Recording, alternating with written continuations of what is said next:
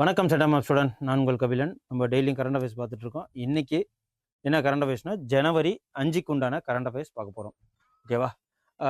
என்ன நற்செய்தி அப்படின்னா, கவர்மெண்ட் எக்ஸாம், இதுக்கப்புறம் கவர்மெண்ட் எக்ஸாம் எழுதி அரசு ஊழியர்கள் ஆக போகிறவங்க எல்லாருக்குமே, அதாவது ஏப்ரல் 21 ஏப்ரல் 1 2004க்கு அப்புறம் யாரெல்லாம் வந்து இது வரைக்கும் பென்ஷன் கிடையாது.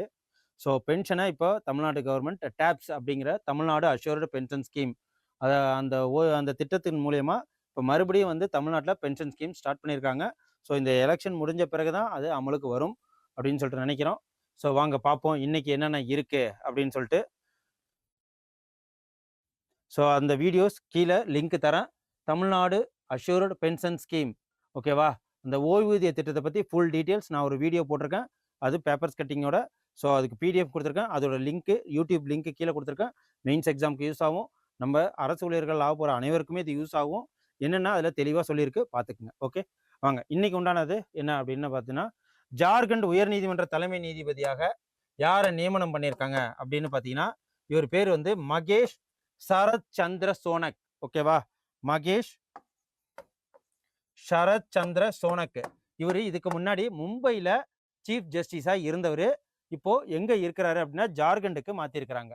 ஓகே, ஸோ ஜார்க்கண்ட் உயர்நீதிமன்றின் தலைமை நீதிபதியாக மகேஷ்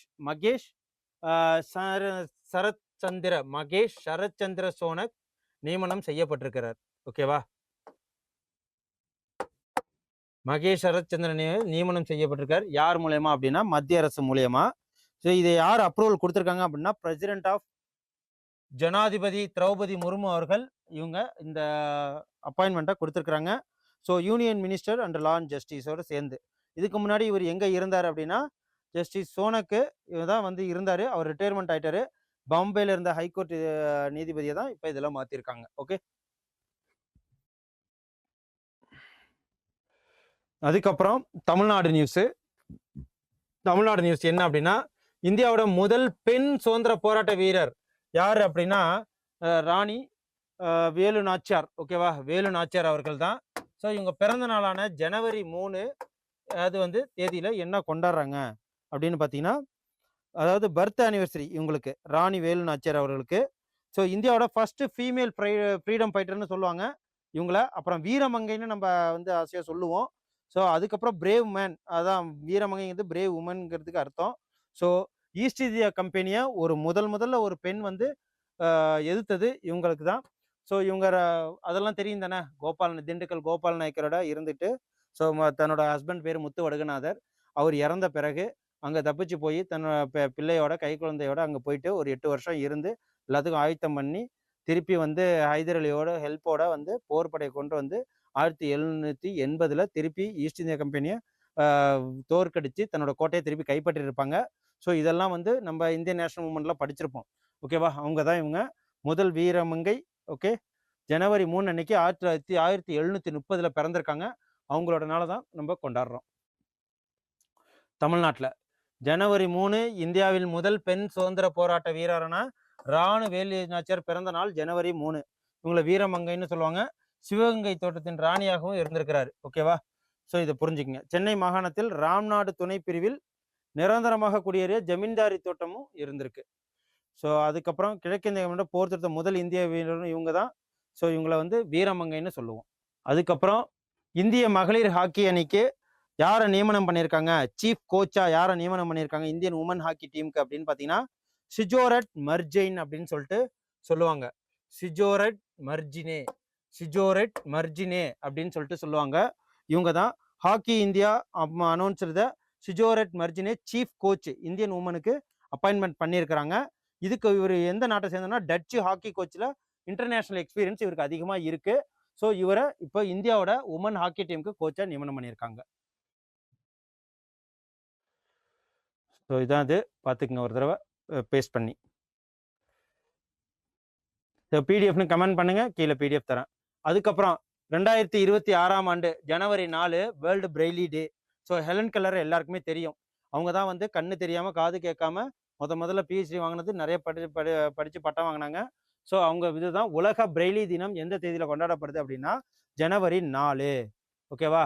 ஐக்கிய நாடுகள் சபையால் அங்கீகரிக்கப்பட்ட பார்வையற்றோர், பார்வை குறைபாடுள்ளவர்களுக்கு கல்வி, தகவல் தொடர்பு, அப்புறம் உள்ளடக்கம், இது எல்லாத்தையுமே கொடுக்கறதா இந்த விழிப்புணர்வு கொண்டு போகிறதுக்கு தான் இந்த பிரெய்லி டே. ஸோ ஹெலன் கெல்லரை எல்லாருக்குமே தெரியும். எஜுகேஷனு, கம்யூனிகேஷன்ஸ் கொடுக்கணும். அப்புறம் இது எல்லாமே வந்து பிரெய்லி அவங்களுக்கு எம்பவர், அதாவது செல்லுலலாம் கூட இருக்கும் இல்லையா, அதே மாதிரி தான். ஸோ இதை நோட் பண்ணி வச்சுக்கோங்க. அது இந்த ஜனவரி மாதத்துக்கு என்னென்ன முக்கியமான நாட்கள்னா, ஜனவரி 1 உலக குடும்ப தினம், ஜனவரி 4 உலக பிரெய்லி தினம். அதுக்கப்புறம் ஜனவரி 3 2022 ஆயுஷ் அமைச்சகம் 99வது சித்த தினத்தை எங்க கொண்டாடி இருக்குன்னா சென்னையில. இதை வந்து யார் வந்து திறந்து வைக்க வந்திருக்காரு அப்படின்னு பார்த்தீங்கன்னா, பிரசிடென்ட், வைஸ் பிரசிடென்டான சிபி ராதாகிருஷ்ணன் அவர்கள் வந்திருக்கிறாங்க. ஸோ இந்த ஆயுஷ்க்கு என்ன மீனிங் அப்படின்னா, ஏ ஃபார் ஆயுர்வேதா, ஓகேவா? Ayurveda, U for yoga, U for Unani, S for Siddha, H for homeopathy. இதோட விரிவாக்கம் தான் ஆயுஷ். ஸோ ஓகேவா? ஆயுஷோட விரிவாக்கம் தான் இது. இதுல இந்த சித்தா, நம்மளுக்கு சித்த வைத்தியம் அப்படின்னு சொல்லிட்டு சொல்லுவாங்க இல்லையா, அது யாரை வந்து நம்ம சொல்லுவோம் அப்படின்னு பார்த்தீங்கன்னா, சித்த வைத்தியத்துக்கு பேர் போன ஆள் வந்து அகத்தியரை சொல்லுவோம் இல்லையா, அகத்தியர். சித்த வைத்தியத்துக்கு பேர் போனவர் அகத்தியர். ஓகேவா? அகத்தியரை தான் சொல்லுவோம்.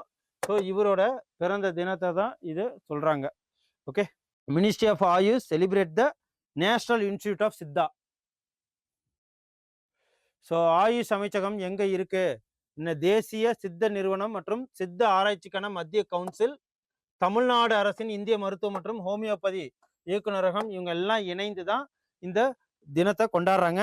இதோட தீம் என்ன அப்படின்னா, சித்தா ஃபார் குளோபல் ஹெல்த் அப்படின்னு meaning. Siddha for global health, Siddha for global health இதோட தீமு. ஸோ இது ரொம்ப புரிஞ்சுக்கங்க. உலகளாவிய ஆரோக்கியத்திற்கான சித்தா அப்படிங்கிற இந்த கருப்பொருளோட இந்த செலிப்ரேஷன் நடக்குது. அதுக்கு மட்டும் இல்லாமல் இவர் பர்த் ஆனிவர்சரி, அகத்தியரோட பிறந்த நாளை தான் இது, இந்த நாளை கொண்டாடுறோம். அகத்தியர் வந்து ஃபாதர் ஆஃப் சித்தா மெடிசின். இது இந்த ஃபாதர், சித்தா மெடிசனோட ஃபாதர் யாரு அப்படின்னு கேட்டிங்கன்னா அகத்தியரை தான் சொல்லுவாங்க. ஸோ அதை தான் இதை பார்த்துக்குங்க. அதுக்கப்புறம் இது வந்து ஒவ்வொரு வருஷமும் 6வது ஜனவரி அன்னைக்கு இதை பர்த் ஆனிவர்சரியை கொண்டாடுறாங்க. ஸோ இதை பார்த்துக்குங்க. வேற ஒன்றும் இதில் இம்பார்ட்டன்ட் நியூஸ் இல்லை. அதுக்கப்புறம் இது ஜனவரி 2 உதாசின் பகத்ஸுக்கு நிதி உதவி திட்டத்தை எந்த மாநிலம் தொடங்கியிருக்கு அப்படின்னு சொல்லிட்டு கேட்குறாங்க. அதாவது ஃபினான்ஷியல் அசிஸ்டன்ஸ் ஸ்கீம் ஃபார் உதாசின் பகத்ஸ் அப்படின்னு சொல்றாங்க. இது வந்து அஸ்ஸாம்ல இது ஆரம்பிக்கப்பட்டிருக்கு. ஓகேவா? அஸ்ஸாம்ல தான். அது என்ன, உதாசின் பகத்ஸ், உதாசின் பகத்ஸ் அப்படின்றது ஒரு ஸ்கீமு. ஓகேவா? இது வந்து என்ன சொல்லுவாங்கன்னா, இது ஃபினான்ஷியல் அசிஸ்டன்ஸ் கொடுப்பாங்க. ஃபினான்ஷியல் அசிஸ்டன்ஸ், பணம் கொடுக்கறது. ஓகேவா? பணம் கொடுக்கறது தான் இது. இது 2 ஜனவரி இதில் ஆரம்பிச்சிருக்காங்க. இதில் யார் வந்து சீஃப் மினிஸ்டர் ஆஃப் அஸ்ஸாம் யார் வருதுன்னா, பிஸ்வந்த் சர்மா. கவுஹாத்தியில் chief CM of Assam Biswanth Sarma, Biswa Sarma. அதுக்கப்புறம் இது மந்த்லி ஃபினான்ஷியல் அசிஸ்டன்ஸ் 1500 ரூபாய்க்கு, 1500 ருபீஸ் வந்து கொடுக்குறாங்க. ஓகேவா? ஸோ ப்ரொவைடர்ஸ் வைஷ்ணவேட் மாங்ஸுக்கு, அதாவது யாரெல்லாம் வந்து மாங்கா இருப்பாங்களா அவங்களுக்கு கொடுக்கறது. ஸோ இதுதான், வேற ஒன்றும் இதில் இம்பார்ட்டன்ஸ் இல்லை. அஸ்ஸாமிஸ் வைஷ்ணவிட்ஸ்க்கு இந்த ஃபினான்ஷியல் ஸ்கீம்ஸ் போகிறது தான். அது மாநிலம் முழுவதும் உள்ள சத்ராக்களுடன் தொடர்புடைய பிரம்மச்சாரி வைணவ துறைகளுக்கு மாதாந்திர நிதி உதவி 1000 வழங்கப்படுற திட்டம் தான் இந்த திட்டம். அந்த திட்டத்தின் பேர் என்ன அப்படின்னா, உதாசின் பகத்ஸ் அப்படின்னு சொல்லிட்டு மீனிங். ஓகே. அடுத்தது 2026ஆம் ஆண்டுக்கான இந்திய சர்வதேச இளைஞர் படகோட்ட சாம்பியன்ஷிப்பின் எந்த பதிப்பு சென்னை துறைமுகத்தில் நடைபெறதா சொல்லியிருக்காங்க அப்படின்னு பார்த்தீங்கன்னா, இது 11வது இந்தியா இன்டர்நேஷனல் 11வது. ஓகேவா? SDAT India international youth styling championship. Styling சாம்பியன்ஷிப்னா இந்த கேரளா நடக்கிற மாதிரி படகை வச்சிருப்பாங்க, இந்த இது பண்ணாங்களா, அதான் அது. ஸோ 4லேருந்து 10 ஜனவரி வரைக்கும் எங்கே நடக்குது அப்படின்னா 11வது சென்னையில் நடக்குது. ஓகே. இந்த ஈவெண்ட்டை 4லேருந்து ஜனவரி வரைக்கும் நடக்குது. இது வந்து சென்னையில் 1ஆம் தேதி அஃபிஷியலாக அனௌன்ஸ் பண்ணிட்டாங்க. இந்தியாவோட longest running international youth sailing இதுதான். லாங்கஸ்ட் ரன்னிங் யூத் செயிலிங் காம்படிஷனும் இதுதான். யூத் செயிலிங் காம்படிஷனும் இதுதான். ஸோ இந்த வருஷம் எத்தனை பேர் பார்ட்டிசிபேட் பண்ணாங்க? 117 பேர் இதில் பார்ட்டிசிபேட் பண்ணுறாங்க. இந்த காம்படிஷனில் 13 டிஃப்ரெண்ட் கண்ட்ரிலேருந்து வராங்க. 13 கண்ட்ரிஸ் இதில் பார்ட்டிசிபேட் பண்ணுறாங்க. ஸோ இதை பார்த்துக்குங்க. சென்னையில் நடக்குது. ஓகே,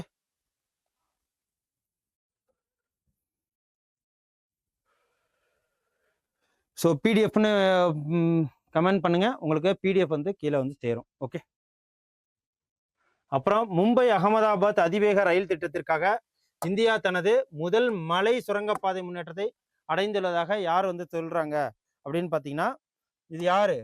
அஸ்வினி வைஷ்ணவ், நம்மளோட ரயில்வே மினிஸ்டர் சொல்லியிருக்கிறாரு. இந்த புல்லட் ட்ரெயின் சொல்லுவாங்களா, புல்லட் ட்ரெயின் எங்க வந்து இது பண்ண போகுது? அகமதாபாத் டு மும்பை. ஸோ அந்த Ahmedabad to Mumbai bullet train எப்போ வரப்போகுதுன்னு சொல்லியிருக்கோம் அப்படின்னா, ஆகஸ்ட் 15, 2027 இந்த புல்லட் ட்ரெயின் விட போறாங்க இல்லையா, அதுக்கு உண்டானதுல தான். இதுலேயே வந்து இந்தியாவில் லாங்கஸ்ட் மலை சுரங்கப்பாதை இதுதான். ஓகே, டனல்னு சொல்லுவாங்க. இந்தியாவோட ஃபர்ஸ்ட் மவுண்டைன் டனல் இதுதான். ஓகேவா, ஃபர்ஸ்ட் மவுண்டைன்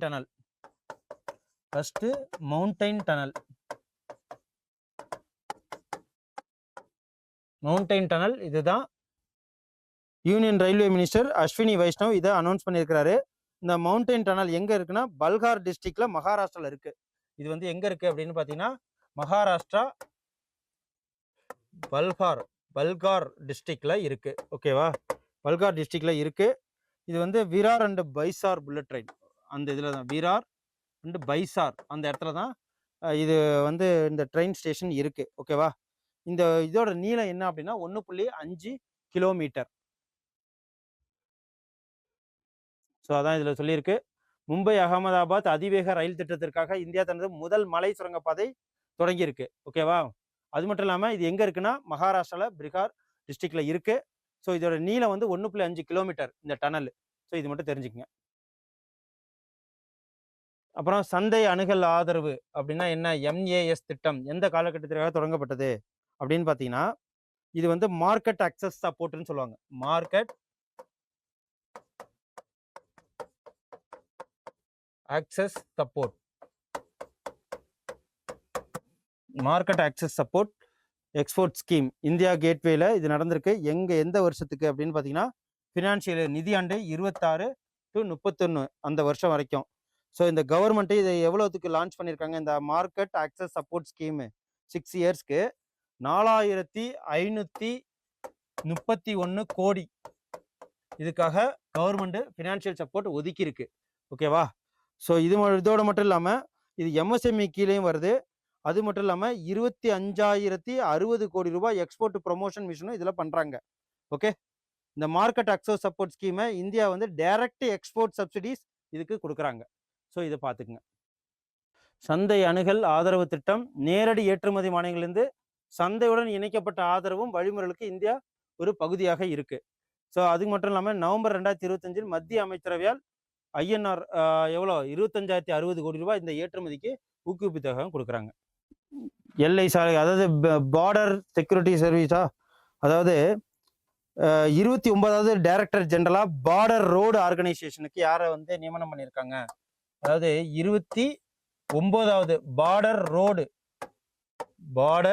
ரோடு ஆர்கனைசேஷன். ஓகேவா, இது யாரை வந்து நியமனம் பண்ணியிருக்காங்க அப்படின்னா, லெப்டினன்ட் ஜெனரல் ஹர்பால் சிங்கை நியமனம் பண்ணியிருக்காங்க. ஸோ இது லெப்டினன்ட் ஹர்பால் சிங்கை 29 டைரக்டர் ஜெனரல் DGயா.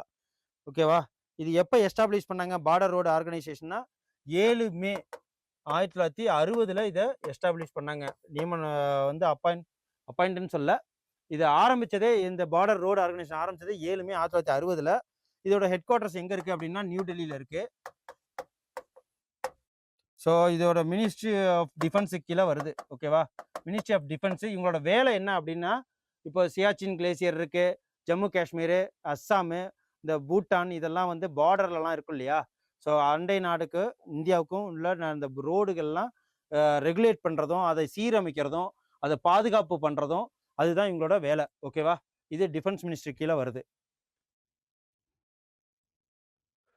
ஸோ அதுதான் இதில் கொடுத்துருக்கு, பார்த்துக்குங்க. அப்புறம் இந்த வருஷத்துக்கான முக்கிய நியமனம், இந்திய விமானப்படையின் விமானப்படை துணைத் தலைவர் யார் அப்படின்னா நாகேஷ் கபூர். ஓகேவா, நாகேஷ் கபூர். அப்புறம் கேரளா உயர்நீதிமன்ற தலைமை நீதிபதி யார் அப்படின்னா சௌமென் சென். அப்புறம் இந்திய உணவுக் கழகத்தின் தலைவராக யாரை நியமனம் பண்ணியிருக்காங்கன்னா ரவீந்திரகுமார் அகர்வால்.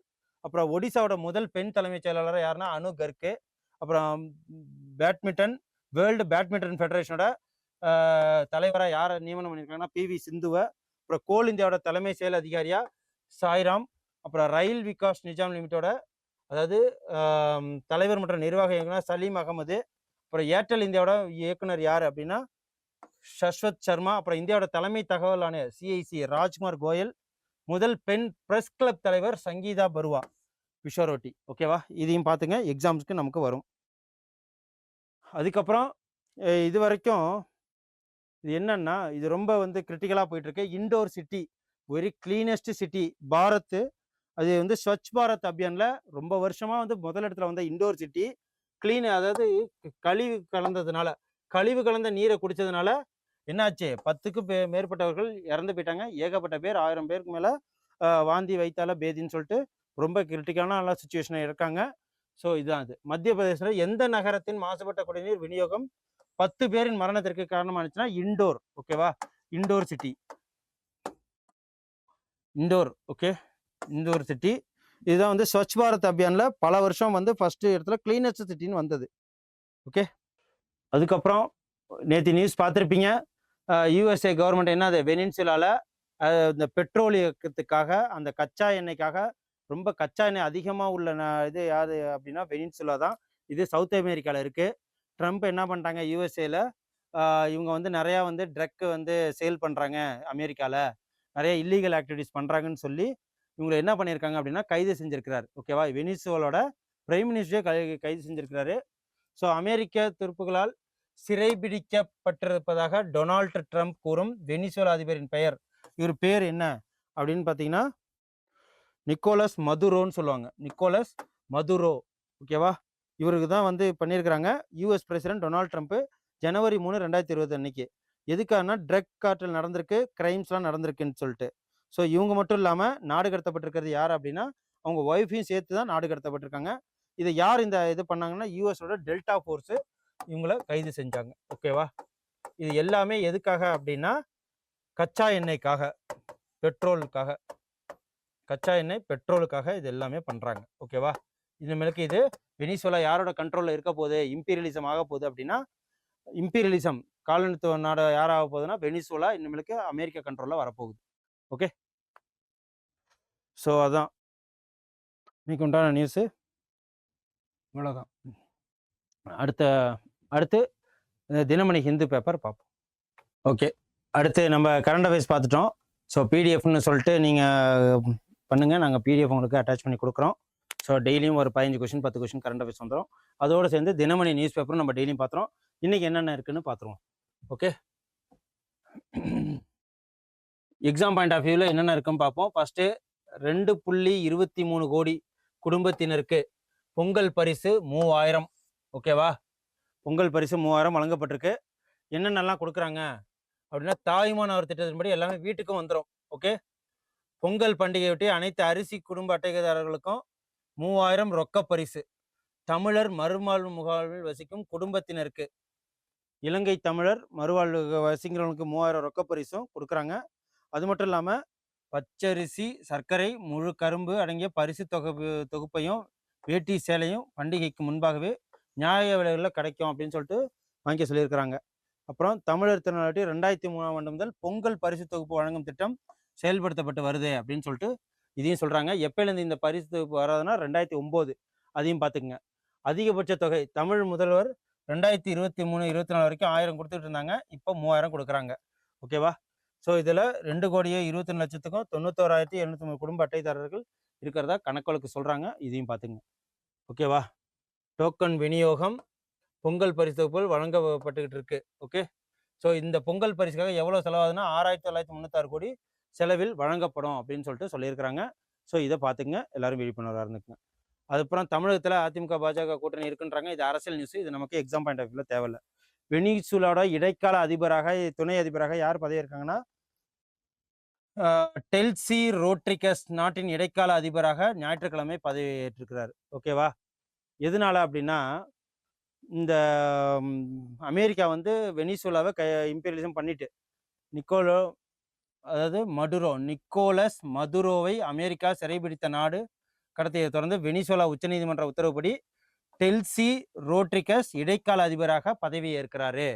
ஓகேவா? எதனால அப்படின்னா, போதைப் பொருள் கடத்தலுக்கு உடந்தையாக இருந்ததாக கூறி வெனிசுலா மீது அமெரிக்கா சனிக்கிழமை திடீர் தாக்குதல் நடத்தியிருக்கு. ஸோ இந்த நிலையில் வெனிசுலாவோட இடைக்கால அதிபராக மதுரோவின் விசுவாசியும் அந்த நாட்டு துணை அதிபராக இருந்த டெல்லசி ரோட்ரிகஸ் பதவியேற்றிருக்கிறார். ஓகே, அதுக்கு மட்டும் இல்லாமல் அமெரிக்கா புளோரிடா மாகாணத்தில் உள்ள தனது மார் அலோகா இல்லத்தில் அதிபர் ட்ரம்ப் செய்தியாளர்களிடம் என்ன சொல்லியிருக்கிறாரு அப்படின்னு பார்த்தீங்கன்னா, பெட்ரோல் உலக எண்ணெய் நிறுவனங்கள் வெனிசுலாவை தனது கட்டுப்பாட்டில் அமெரிக்கா தற்காலிகமாக வைத்திருக்கும். அது எதுக்காக அப்படின்னு பார்த்தீங்கன்னா, எல்லாமே வந்து இந்த வெனிசுலாவில் எண்ணெய் வளங்கள் மீது கோடிக்கணக்கில் முதலீடு செய்ய அமெரிக்கா உள்ளிட்ட உலகின் பெரும் எண்ணெய் நிறுவனங்களுக்கு அனுமதிக்க அளிக்கப்படுறதா சொல்கிறாங்க. ஓகே, அப்புறம் பொங்கல் சிறப்பு பேருந்து இதெல்லாம் நமக்கு நியூஸில் தேவையில்லை. Send a map. You dare to dream, we care to accomplish.